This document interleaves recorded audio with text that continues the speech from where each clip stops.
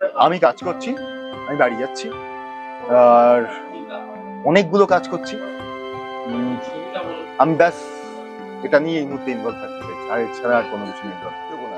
যদি আমার অন্যরকম বিষয় থাকে, আমি তো ছবি দেওয়া যাচ্ছি ভাই, চলো ভাই।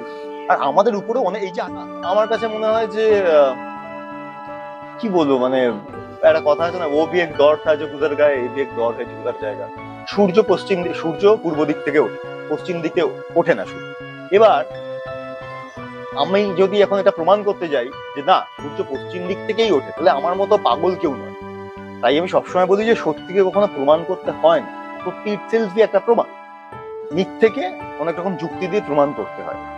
ঠিক আছে, এবার আমি ওই গেমটার আর পার্ট হতে চাই। আমি এটা বলি কারণ because my family's are also involved and people should be much more sensitive in that days, this kind of a days. এবার পুরো একটা কোনো কোনো কিছু লেখা হচ্ছে, লেখার পর নিচে গিয়ে লেখা আছে, এর কোনো প্রমাণ নেই আমাদের কাছে। ঠিক আছে, নতুন একটি পডকাস্টে দেখা গেল অভিনেতা রণজয় বিষ্ণুকে। বেশ কিছুদিন ধরেই তিনি ভাইরাল, কারণ তার বিয়ের 6 মাসের মধ্যেই বিচ্ছেদের গুঞ্জন ঘুরে বেড়াচ্ছে সোশ্যাল মিডিয়ায়।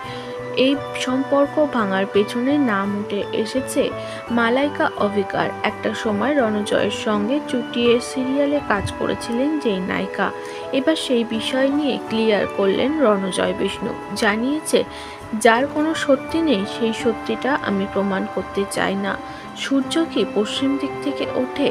নিশ্চয়ই ওঠে না, এটাই তো সব থেকে বড় প্রমাণ।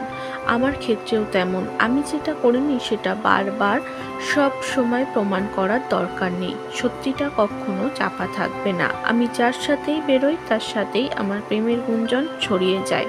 আমি প্রেম করিনি। রণজয়ের কথায় যে যেটা বলার সে সেটা বলবে। আমি যেটা করছি সেটা আজ না হোক কাল প্রমাণ হবে।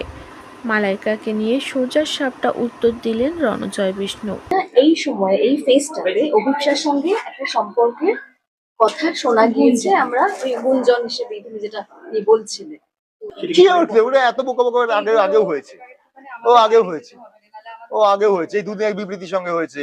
তার আগে যখন ধর আমি যখন গুড্ডি সিরিয়াল করতাম, মেয়েটার সঙ্গে 1.5 বছর কথাই বলি নিয়ে, তো তোরা তো জানতিস সেটাই যেতি। ঠিক আছে, সেটা নিয়ে বেরিয়েছে, কি করবো আমি, ওটা নিয়ে হবেই। আমার কপালে আছে এটা। ঠিক আছে, বারবার এটা হবে।